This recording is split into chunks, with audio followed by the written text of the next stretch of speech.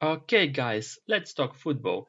First, I want to start with the weekend review. It will be a short one, but still, I think this is necessary to do. So, we are having the next Champions League games Arsenal PSG and Barcelona Inter. So, let's just quickly recap what has happened during the weekend. So, PSG played their game on Friday versus Nice, and as you can see, they have lost this game because Sanson scored 2 goals. Fabian Ruiz scored an equalizer in the first half from the assist of Dembele, but that did not actually help PSG. If we look at the stats, we can see that they have been playing dominating football, and their expected goals XG coefficient was like 3.16, so that's a lot. 76% ball possession, 13 shots on target. Oh, wow. What can I say? And Nizza had like 3 shots of target. It's 100% statistics because they have scored 3 goals from 3 shots on target. I think that's just an incredible.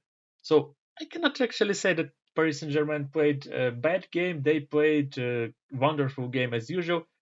But as some guys like Marina Pusic, Shakhtar Donetsk's coach said, we have been playing, but they have been scoring. So yeah, that's what actually happened to Paris Saint-Germain. So they have lost to Nizza 1-3. And if we look at their lineups, so we can see Donnarumma, Mendes, Pacho, Marquinhos, Hakimi, Neves, Vitinha, Ruiz, Kvaratskhelia, Dembele, and Doué. So basically, that's starting 11 from PSG. That same starting 11 that is expected to play their next Champions League game versus Arsenal. And yeah, that's what we're going with. So basically, there were 5 changes: Barcola, Zaine Emery, Gustavo Ramos, Beraldo, and Mayulu. But that did not help. So, how do you think? Will actually Arsenal play the same way as Nizza did, trying to take the most from their counter attacks? I think that's most likely because even though Arsenal is playing at home stadium, but still, I don't think that we will see different picture because Paris Saint-Germain played a dominating football against Liverpool, against Aston Villa, and in the end they have crawled to the semi-final. But I cannot say that they played something bad because they are actually one of the best attacking teams that are present now. The second one is Barcelona, and they are fighting against Inter in the another semifinal. So I think that will also be entertaining. But honestly, when I have made my bracket predictions for Champions League, this is my Champions League prediction. I thought that obviously Arsenal will lose to Real Madrid and Liverpool will definitely go through Paris Saint-Germain. But as you can see, PSG defeated both Liverpool and Aston Villa, and Real is not here anymore, again with the Liverpool. But I have 100% guessed the second group. Okay, not 100%, sorry, because Dortmund actually defeated Lille, but still got lots of points in here. But and here I bet on Inter, but as from now on, I see that Inter is in a deep crisis because football players are simply tired playing like everywhere in the Italian Championship, in the Champions League, in the Italian Cup. So yeah, they are just tired in the end of the season, and they have made a couple of games where they actually couldn't even score. And last 2 weekends, this was one of the games versus Roma. I will talk about it a little bit later. But as you can see, my prediction was pretty much accurate on the one half, and I got 18 points overall because there are bonus predictions over here. I didn't know those existed in the round of 16 and overall. That's why I have made them later in the quarterfinals, and I got my first 3 points from bonus predictions. If there will be a yellow card, yes, thank you, Eduardo Camavinga, for your childish behavior and giving me 3 points. I wish you didn't. Okay, so I have decided to choose that there will be a red card in semi-final. Yes, then penalty shootout, no, and Saka, Rafinha, and Dembele. I think Rafinha and Dembele will most likely score, but I am not sure about Saka. That's why my answer here is no. So moving on, PSG-Nice. PSG has lost their game because they have been confirmed as champions like long ago. They have 3 games to play, and they have 20 points of advantage. That's usual for Saint-Germain, to be honest. So it's in France. It's like there is PSG and like all the remaining teams. So yeah, Montpellier relegated to League Two, and who cares about that? So yeah, that's what about PSG. So now let's move to the other games of Saturday. So Chelsea has called their victory over Everton. Nothing surprising here. Newcastle destroyed Ipswich, also totally expected. Fulham was close to losing points versus Southampton, but still they made it. Wolves are showing their incredible spirit, and uh, they have moved away from the outsider position. And just look at where they stand at the moment. They are all green, all games won for a long period of time, and they have been over here on the 19th place, and now they are ahead of West Ham, Tottenham, Everton, and even Manchester United. And they have 4 games remaining, so there is no chance for them to go to the Euro Cups this season. But if they will play like that in the next season, I think they will fully deserve to be in the European competition. And yeah, they can even go ahead and as they are playing versus Manchester City. Yeah, Manchester City is fighting for Champions League and is actually showing good results nowadays. So this will be a very hard but interesting game. I would totally recommend watching it. And I think they can fight versus Crystal Palace and Brentford to maybe finish in top 11. I don't know, top 10 may be a little bit too much for them because 9 points out of 12. No, Bournemouth is not that bad, as well as Brighton and Fulham. So yeah, I think that's all I can say for them. Crystal Palace, Aston Villa. I was so surprised with this result because I did not expect this. I know that Crystal Palace is not a bad team. They have been a very inconvenient team for Manchester City, but for Aston Villa, just look what actually happened. As a Sar scored 2 goals. Also, Mateta missed the penalty, so it could have been like much more than that.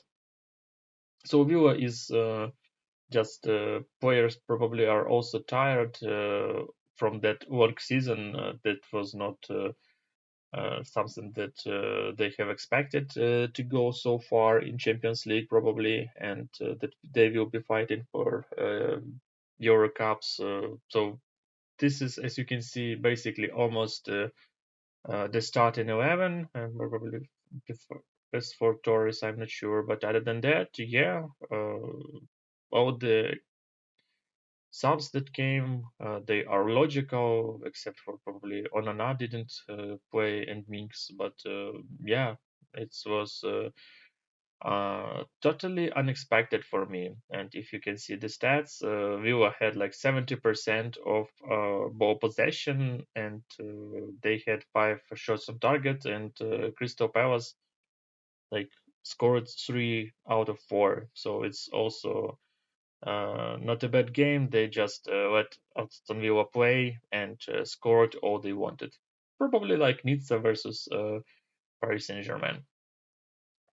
So yeah, I will not stop much for the League One games because nothing interesting except for Lyon humiliated Rennes and Monaco lost their points versus Haver. In Germany, Bayer and Bayern got their points. It was also a very hard game for Dortmund, but they have managed to get their points. And Eintracht completely destroyed Red Bull Leipzig, even though uh, Red Bull Leipzig was having playing with one man down from the beginning of the second half, and basically after that, all the remaining three goals happened. So yeah, Leipzig obviously cannot play uh, 10 versus 11, at least this season. The extreme surprise was in Portugal, where Estrela defeated Porto. So yeah, Porto is really struggling to go for the third place this season. Also, Rangers lost their points versus St. Mirren. And before we go to Barcelona versus Real Madrid, just a few things I want to say about the Ukrainian Championship. I am sure no one watches it, but still I will just stay a little bit here. So the game here that I want to pinpoint is Obovan Karpati. It was a very great game. As you can see, it was not really a game without moments. Stasiuk scored a wonderful goal at the beginning. Then also Karpati got a very strange penalty. And after Primak scored his own goal, uh, and Povagenko just shot far over the bar. So yeah, that's how the score didn't go in the advantage of Karpati. And then on the 81st minute, Taranuha scored a wonderful goal, and everything was coming to an end. And then Kosnica, who haven't been playing in Karpati for a while, for some reason, for some unknown reason, he got from the sub and made low assist to Neves. So yeah, we have a draw here. And if we're talking about the championship of Ukraine, so it's pretty much clear that Dynamo Kiev is a champion because even though they have only 4 points ahead of Alexandria, but they both have to play versus Polisia, who is on the first place. And other than that, Dynamo Kiev has just games versus Inhlets, Chernomorets, and I don't remember Kolosov, I guess. So like team from the bottom, and that should not be a trouble for them, even for this Dynamo Kiev. Shakhtar Donetsk will decide their fate if they will be playing next season in Euro Cups. I mean, in the Europa League or in the Conference League in the Cup final versus Dynamo Kiev. And yeah, that's all that I can say about this championship. Alexandria will definitely play. I think it doesn't matter if in Conference League or Europa League. I think that's very interesting thing to watch for the next season. And most likely the fourth team of the championship will go to the Conference League playoff, and that will be either Police or Karpati. Probably or Krivbas. They also have chances, but all those teams actually doesn't really matter because they all play really bad at the moment, and um, not very much chances for the next season for each and one of them. And yeah, Alexandria, by the way, won their game versus Ingolets. Teditsara scored the only goal. That game didn't have much moments, and what's more, Palomarchuk didn't have a chance to like win his seventh penalty duel in a row. Yeah, that guy has 6 games in a row that he won penalty duels in a row. can you imagine? That's just something incredible. Okay, now let's quickly talk about Barcelona versus Real Madrid, the game of the Saturday that turned into the game of the Sunday as well. So I think that was the main entertaining show of the weekend. And yeah, I was expecting something like, I don't know, 7-1 or 7-2 or 8-2 in advantage of Barcelona. And what actually happened? Ancelotti, for some reason, decided to let in Mendy play from the start, even though he didn't play for a long time after his injury, and that did not pay out well. In the very beginning, Mendy was injured, and Fran Garcia took his rightfully owned place. So, yeah, that was the squad, and as you can see, lots of red colors near Real Madrid, but that came like closer to the end. So again, Rudiger and Asensio were in the middle. Mendy, who was changed by Garcia, Lucas Vasquez in the right, Valverde, Tchouaméni, Ceballos, Bellingham in the middle, and Rodrigo and Vinicius, because Mbappe was not fully prepared, and it was obvious that he uh, may not be able to play the entire game. But in the end, if you just count the minutes that he has played, so he almost played the full game. Regarding Barcelona, I would say no surprises. Chesney, Martin, Martinez, Kubersi Kunde, Pedro de Jong, Rafinha, Olmo Yamal, and Ferran Torres. Obviously, as Lewandowski was injured, so yeah, that's what happened. So what we've got here is the goal of Pedri from Yamal's assist. That was a wonderful assist. Yamal ran from the right corner and just gave Pedri the assist that player of that caliber cannot waste. So it was a powerful shot in the closer nine of the goal, and yeah. And I thought that Barcelona will continue to push on Real Madrid or probably even play from counter-attack, but that they will play more active and they will like score 2 or 3 more goals, and that will be over. But for some reason, Barcelona decided to play cat and mouse versus Real Madrid, and that is the result that we got. So Lucas Vasquez and Ceballos were changed for Modric and Arda Güler, and also Fermin Lopez changed Olmo. And then Mbappe, who came from sub after 45 minutes, scored a wonderful goal, and then also Tchouaméni scored a wonderful header, and the score became like 2-1 in advantage of Real. And I was thinking like, now Barcelona must awake, and they have awakened. They have been playing very much with efforts, trying to score another equalizer.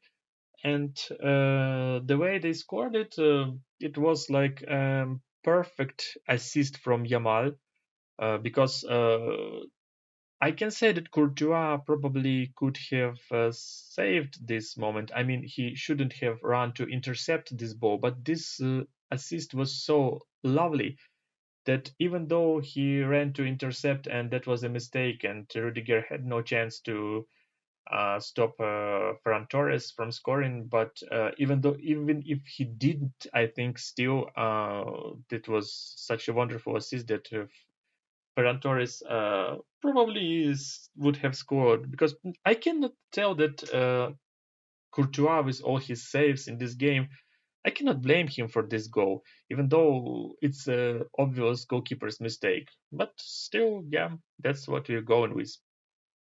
Then lots of changes. Rudiger played almost to the end of the first period of extra time. Hendrik came in, had a couple of his moments, and then, like 4 minutes before the end of the game, Jules Koundé scored the winning goal. There was a moment when Kylian Mbappé was running, but he touched his opponent with an face palm to the face. You know what I mean? And Rudiger got very angry for that because that was like the last moment for Real Madrid. But you cannot get that angry. You should control your emotions more. I know he risked his health in this game, but the referee, you cannot throw something at referee. You're not a savage. You're a human being, and that guy is also a human being. It's not, if not to mention all that story before that game with the things that referee was insulted by Real Madrid TV, and he cried on the press conference because he told that he is not a villain. He is not a thief of stealing something. So yeah, that's a story for another day. Uh, but you cannot get that angry because I cannot say that the referee have made a bad performance. No, he did a good job. Yeah, there were some mistakes, but those things like when he two times uh, showed that there is a penalty, but after that, immediately he was told by their assistants that there is offside. It's what like penalty offside. So yeah, it's a spoiler. Let's not talk about this at the moment. But yeah, after that, Rudiger got his well-deserved yellow card, and I was surprised to see Lucas Vasquez and Jude Bellingham here also getting their yellow cards. So I'm sure if this is a cup and Real will not have those players available for the next season's cup first game or maybe more, but this can also lead to suspension in like other games of the current champions season. I mean La Liga season. So yeah. Rudiger is injured. I think this is good for him because he can relax. But Lucas Vasquez, who's gonna play right back, Valverde again, and without Bellingham, I think Arda Güler will definitely have more playing time. Maybe this is good. Maybe this is for the better. But next game versus Celta, I'm not so sure. So yeah, we will see what will happen next. Anyway, congratulations to Barcelona for taking their, I think I can say, a second title this season. You might have seen the video on my channel when I say regarding their chances to get in a quadruple. So for quadruple, they need to get the champions title in La Liga, which they are very close to, and also uh, they can beat these shapes, this Inter in this shape, because it's obviously not that Inter that I was counted on. So it's not that fresh Inter. Okay, so now let's talk a little bit about Sunday. Liverpool has won their champions title, even though Solanke teased Liverpool at the beginning, scoring his goal. Then Liverpool just destroyed their opponent, so it's 5-1. And yeah, they have celebrated. So that's a powerful machine that became champions this year. Yeah, that's all I can say about this game. Then Nottingham Forest, even though played a wonderful game versus Manchester City, but couldn't make it to the final of the FA Cup. And I just wonder what do they do on that Wembley Stadium, because they played two games during 2 days, and the pitch was in perfect condition. When I saw it, I was like amazed. I know I just noticed that on the like 80th minute of the Nottingham Man City game, the pitch was in incredible shape. So yeah, kudos to all the uh, agriculture guys who made it happen. But that's incredible. That's all I can say about this. In France, Marseille destroyed Brest. Werder was trying so much but couldn't get a goal to St. Pauli. And the interesting thing in Serie A, so Inter has lost to Roma. Yeah, it was a good game. Zule scored a wonderful goal in the first half. Also, Dobik had a couple moments. And Inter played like they were super tired. Just two shots on target, even though they had 70% of ball possession, but they were not in control of this game. Roma was, and Roma had more chances to actually make this score even more so in their advantage.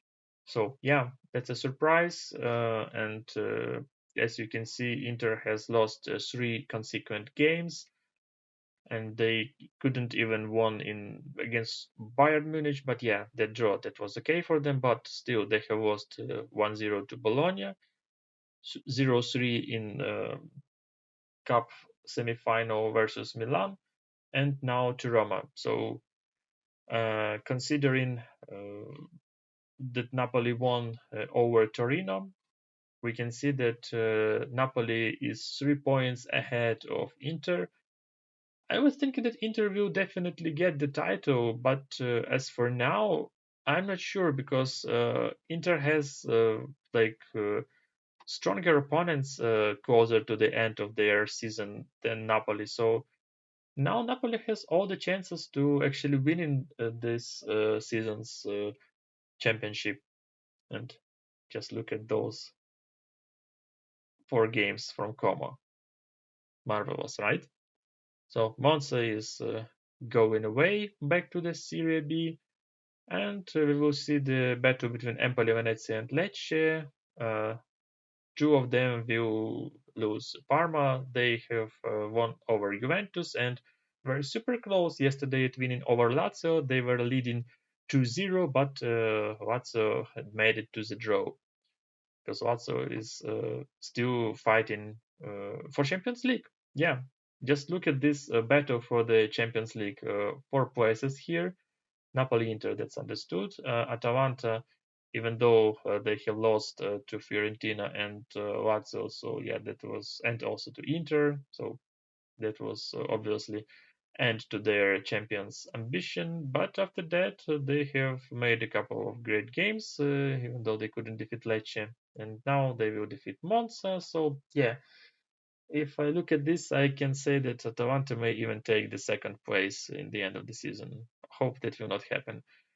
Juventus is fighting for the Champions League, and their next game will be against Bologna. Juventus has won their game versus Monza, who didn't defeat Monza. Well, actually, there were two teams who did not, they couldn't, who lost to them, and 9 teams also that couldn't. So yeah, so basically that's what we have here in the Italy. So a group of teams that are trying to go for the Champions League. Those are Atalanta, Juventus, Bologna, Roma, Lazio, Fiorentina. I think that's it. Yeah, even though Milan has also 4 games, it's possible 12 points, and they are 6 points away from Roma. And Roma is in a wonderful shape. They did not lose since Claudio Ranieri stepped in. So I think most likely Milan will not be in the Champions League, even though I would very much love to see Sergio Conceição train them one more season. Okay, as for a couple of other games that I want to mention, yeah, Benfica and Sporting were just fighting who will score more.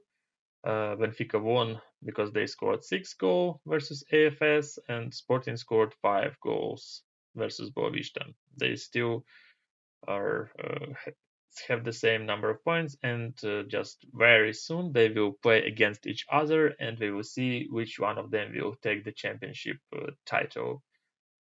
It was a very nice game in Turkish Super League for Ukrainian fans. So you remember those guys, Sikan and Zubko, who were playing in Shakhtar Donetsk, like earlier this season. So also there is Arseny Batagov over there.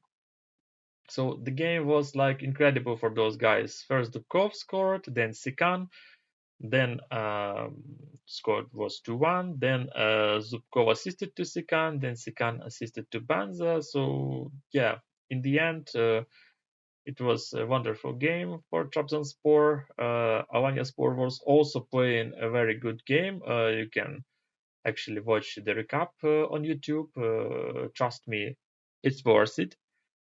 And as you can see, the shots on target was 10-4, and Trabzonspor is kind of far away from Euro Cups this season. So uh, it's very strange that Turkish Championship has like 19 teams, not 18, not 20, just 19 teams. So basically, they have it should be 36. So 5 more games and 7 points away from Besiktas. And here is Samsunspor. If Samsunspor will, but they have too many points, 9 points. I think no chance for Trabzonspor. Even though I'd like to see them there, but no, not a chance.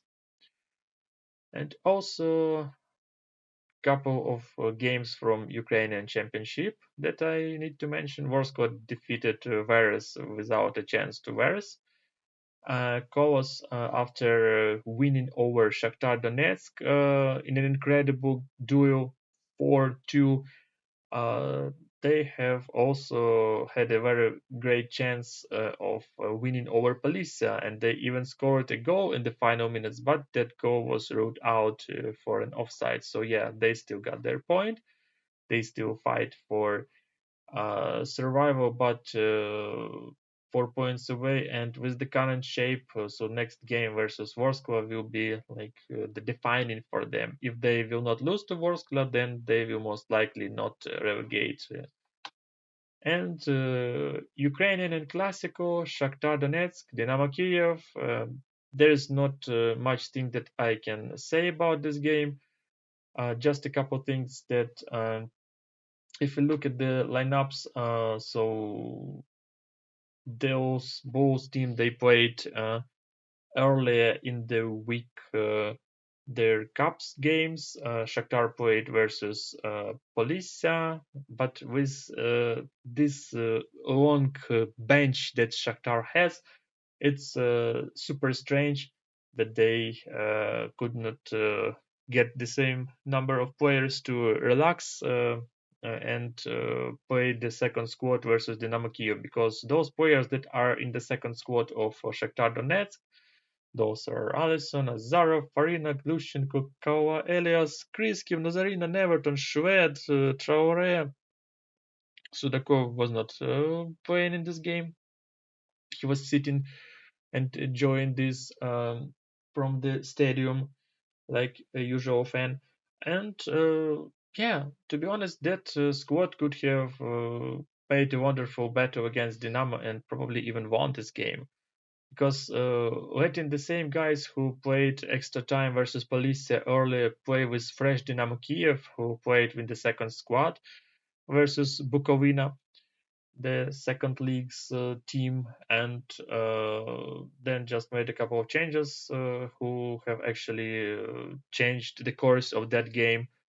So yeah, I think even though in the first half Shakhtar scored 2 goals, Kevin from penalty, because Mihavko decided to show how you should not play in your box, and also Aguinaldo scored a wonderful goal. And then in the second half, Vanat jumped over and scored a nice header. And as you can see, 4 changes were made by Marino Pusic. He usually makes changes somewhere around 80 minutes, 89 minutes. So this guy is famous for his terrible match management, just terrible. When you know when your team is losing and you need to like refresh the game that guy just don't make all the changes, and he makes changes like when the game is lost and you need to improve something in Champions League, for example, like it's 89th minute and he makes four changes. So that's super stupid. I don't know how this guy still is a coach of such a team with such a history as Shakhtar Donetsk. That's just an embarrassment for all people that are management in Shakhtar Donetsk. So the and he just makes these four changes, and Shakhtar tries to hold this result in one goal versus Dynamo Kiev. Nah, that could have worked, by the way, because in the second half, Shakhtar did not create anything important. Just look, shots on target 3-2. In first half, in the second, just one shot on target, but Dynamo was like dominating on the pitch. And this thing that Kabayev scored, and it was equalizer that made Dynamo Kiev basically a champion, and Shakhtar has lost their chances to get along and try to advance over Alexandria. So yeah, that's all I can say about this. And now let's talk about other things. Let's talk about fantasy for a little bit. So we have here the need to make a couple of changes. Obviously, Lewandowski and Olise. And let's make some transfers here. So what I have here, I need to replace Lewandowski. I need to replace Olise. I will also replace Bisek because he is not the main player. He will not play from the start, and I think I will also replace Acerbi because he did not show great results in this game. So I will definitely leave Due and Lautaro here, Yamal, Barcola, Rafinha, Hakimi Konde Saliba, Szczesny and Raya. Okay, Szczesny and Raya. So Szczesny Barcelona, Raya Arsenal. Um, yes, I will leave Raya here and I will leave Szczesny, so no changes in here. But I can make one more substitution. Barcola did not play from start. And what about Nuno Mendes? Nuno Mendes played from start. And Nuno Mendes was very good earlier. So yeah, I will definitely take Nuno Mendes here. And I will also take Marquinhos because they are really good in Paris Saint-Germain. So yeah, Barcelona, Inter. Okay, so then I think I will need to have someone else from Barcelona because I have Saliba from Arsenal and Raya. I do not really trust those guys the most. So, uh-huh. Okay, Paris Saint-Germain. One, two, three, four, five, six players from one team I can get. Okay, I need to take someone else from Barcelona. Whom can I get? Lewandowski is injured.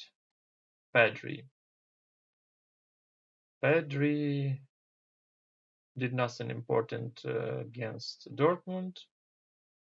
He wasn't playing in the main team. De Jong was playing, yeah. De Jong is playing the main guy now, but he does not score much. Dani Olmo. He didn't play first game, and now he played versus Dortmund for 5 minutes. It's not the best guy to put on squad here, that's for sure. So I have Yamal, Rafinha, Koundé, and Szczesny. and no one else to take. Really, no one else to take.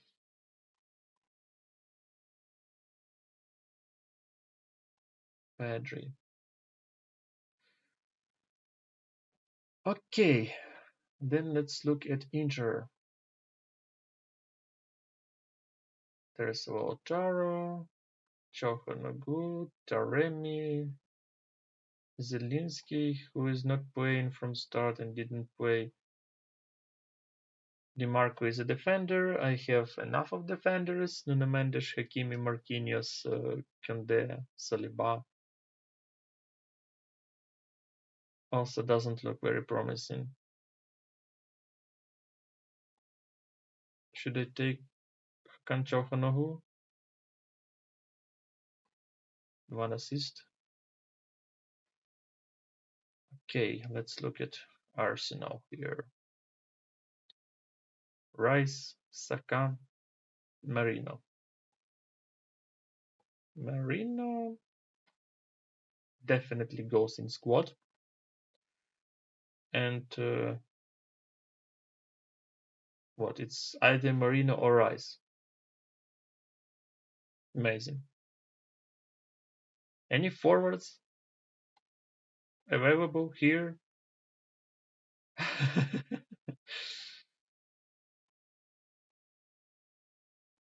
Lewandowski, Havertz, and Taremi. Really? Taremi? And no one else? Gonzalo Ramos? Not a chance. Yeah, there's a problem with forwards, as you can see. From all the teams, most forwards are injured, so it's just Desiree Doué, Lautaro Martinez, and there's just Taremi, Arnautovic, Pau Victor. Arnautovic did not play a single minute versus Bayern Munich, so it's simply impossible to predict. Taremi played like 9 minutes. That's incredible. Whom should I pick? One of those guys. Arnautovic or Taremi? Basically, yeah. That's all the choice I have here. I will pick Arnautovic. So yeah, not many changes that I can get from both teams. And I was thinking about Dembele. Yeah, not Dembele, Barcola. Should I change Barcola? Because he is obviously not showing his great shape because he is not the main player now. 58 minutes versus Aston Villa, 18 here. I was expecting more from him when he was the main player, but it's Desiree Doué now. Whom can I take instead of Barcola? Let's check this over. Vitinha, Declan Rice, João Neves, Saka. Do I believe in Saka? I'm not sure. Pedri. Unpredictable Pedri. Martinelli, Odegaard. Like lots of players who can replace Barcola. And I think I should replace him. Yes, but with whom? Vitinha. Vitinha, not a chance. What about Declan Rice? He was good versus Madrid. Can he do it again? Or should I just take João Neves? No, I should not take João Neves. That's for sure. So it's either Saka or Rice. Fabian Ruiz, rice. Let's take let's add some rice to our plate. Okay, so that's what I have for now. Barcelona Inter. 1,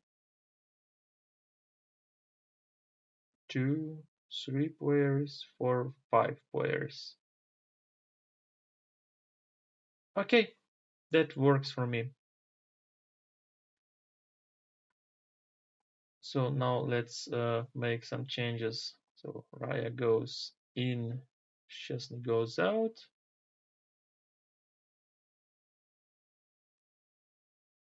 Again, Saliba and Marquinhos. Captain. Who will be the captain? Let's make Dembele a captain for a minute. So Saliba and Marquinhos.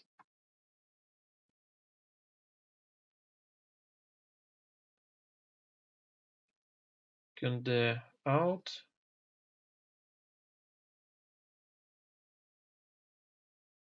Arnautovic out.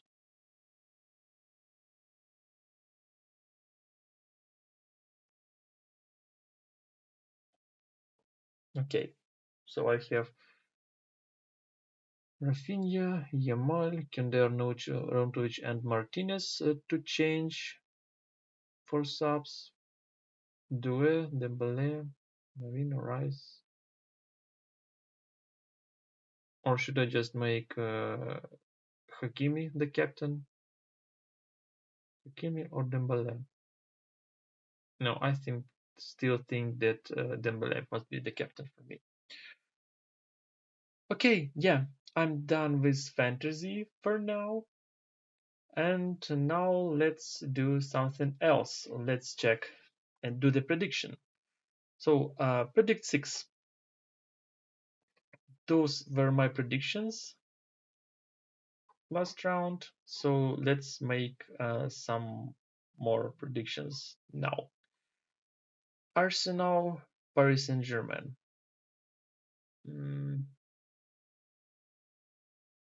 I think that can be either draw or Paris Saint-Germain can actually win.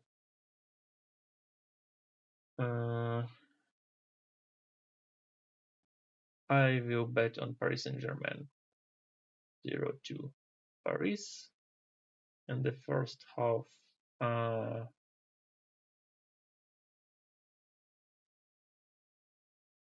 not sure. No, I will put like 0-0 here. Hakimi assist, yes. Rice will not score. Okay, and Barcelona versus Inter. I'm sorry, Inter, but I think Barcelona will have a clean sheet here.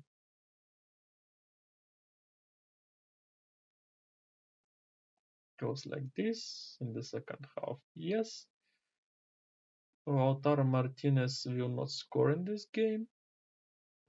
Player of the game, Rafinha, of course. And play booster here. Yeah, those are my predictions over here. As you can see, I have lots of achievements unlocked. And just quickly look at my predictions. This I have shown. So I think Barcelona and Paris Saint-Germain will play in the final. So yeah, let's move from here and move to Women's Champions League. I've got lots of achievements here, and those were my predictions. Super correct for Barcelona versus Chelsea, and Arsenal destroyed Lyon. That was kind of surprise, even though I'm not a fan of this championship. I didn't watch any games, so Arsenal versus Barcelona, I think 2-3 will be the score. Which team will score Barcelona in the first half? Yes. 1-1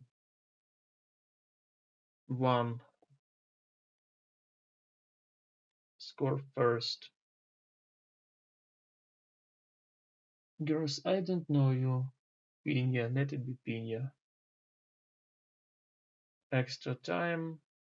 No. Yeah, okay.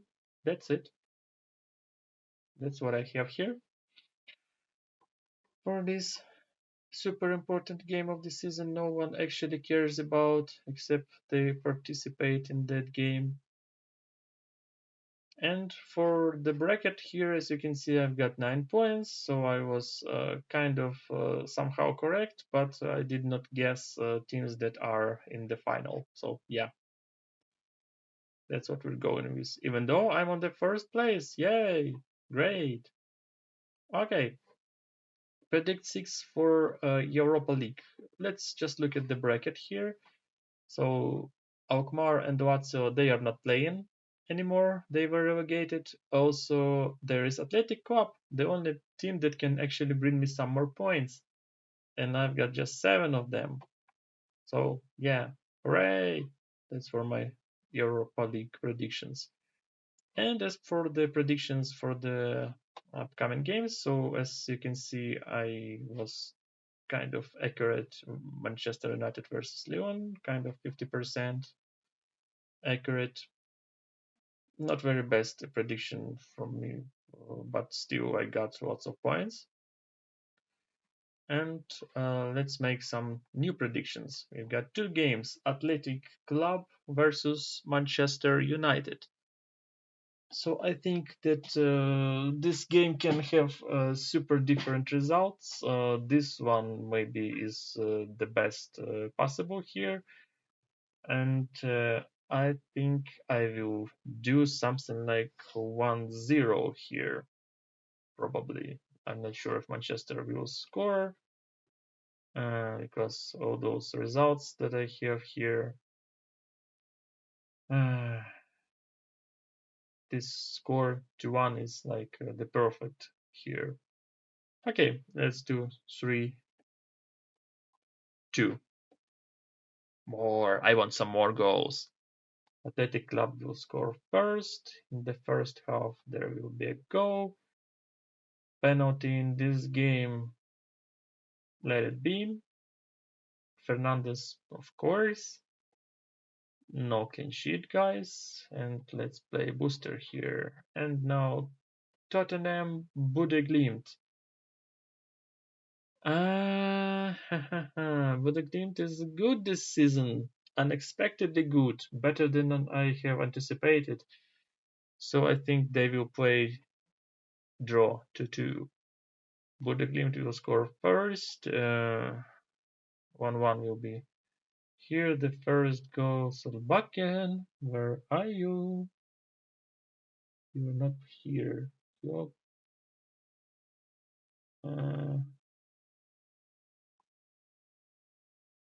Berg. Saltness. Okay, Saltness will definitely score the first goal. In the second half, yes. No clean sheet for Tottenham. Okay, yeah. Predictions done. No new achievements. And yeah, I'm not very up on here. And Europa League, Conference League bracket. Just because I made those predictions a little bit later, I did not get 3 points over here, 3 points over here, 3 points over here, even though I correctly predicted that, and 3 points over here. So as you can see, the only mistake was here. I did not believe in Djurgården as well, that big. Here I was correct. Rapid was eliminated again, so we see Djurgården here versus Chelsea. I don't think that they have much chance, but still, so I have 10 out of 15.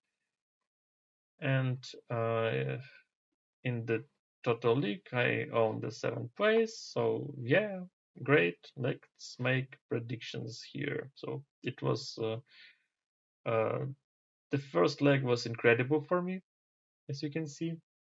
The second one was not that incredible, even though I have correctly predicted one of the goals. But here, 0 points.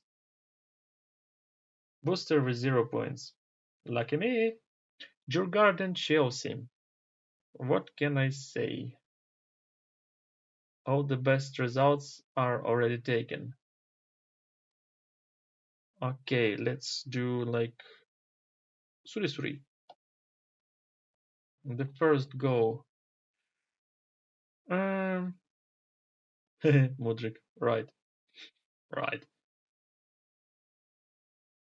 Who will play there for Chelsea? I'm not sure if I just bet on that guy and he will actually play. Kunku Madueke, Pedro Neto. Just have no idea whom to bet on. Okay, Enzo Fernandez. In the first half, yes, no clean sheet for Chelsea. I will not boost it. Betis Fiorentina.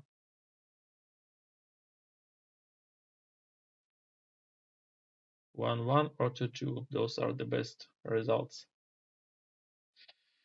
I will agree with 1-1. The first goal will be scored by Fiorentina. Yes, in the first half. Bakambu, no. Okay, booster. That's it. That's it for this incredible thing.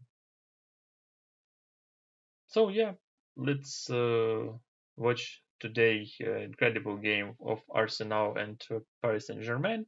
Maybe someone will watch Casapia Estoril prior, because this game was delayed because of the power outage in Portugal. Sorry for all those guys who experienced that. Yeah, I know what it is. Then we will see on Wednesday Barcelona Inter, and also Inholets Zorya Luhansk for some guys who want some more. And all those games, you have seen my predictions for those 4 games. Nottingham Bradford. Sorry guys, not gonna watch you. So yeah, that's all for today. Thank you for hanging out with me. If you watched this video till the end, thank you very much once again. Stay safe and stay happy.